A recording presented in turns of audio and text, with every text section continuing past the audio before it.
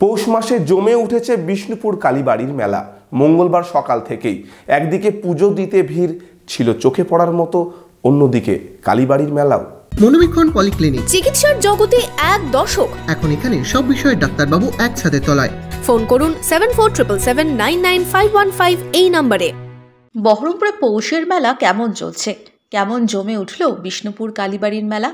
পৌষের শুরু থেকেই প্রতি মঙ্গল ও শনিবার করুণাময় মন্দিরে দর্শনার্থীদের ভিড় হয় বিশেষ পুজো দিয়েই মেলা ঘুরলেন অনেকেই।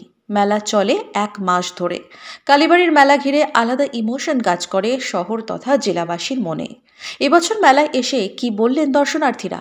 আমাদের এটা এই বিষ্ণুপুরের মেলা মানে অনেক ছোটবেলা আমরা এখানে ছিল না, আমরা পিকনিক করতাম, এখানে খিচুড়ি রান্না করে খেতাম, খিচুড়ি আর ওই মানে আলুর দম, ওটাই হচ্ছে আমাদের ছিল ছোটবেলায় যখন ছিলাম। এখন তো চেঞ্জ হয়ে গেছে, করতে দেয় না এখানে। টুকটাক বাচ্চাদের যা খেলনা পাতি এইসবই দেখে বেড়াচ্ছি।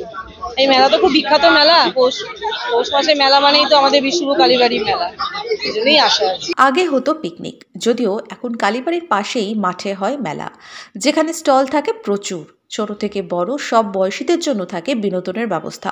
প্রাচীন এই মন্দির এবং মেলা ঘিরে 1 মাস ধরে উৎসব মুখর হয়ে ওঠে বিষ্ণুপুর কালীবাড়ি চত্বর।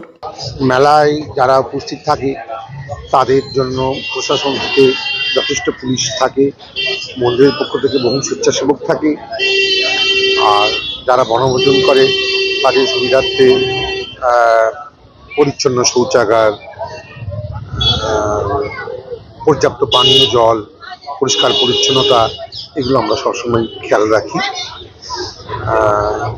এছাড়াও অনেক দূর দূরান্ত মানুষ আসে।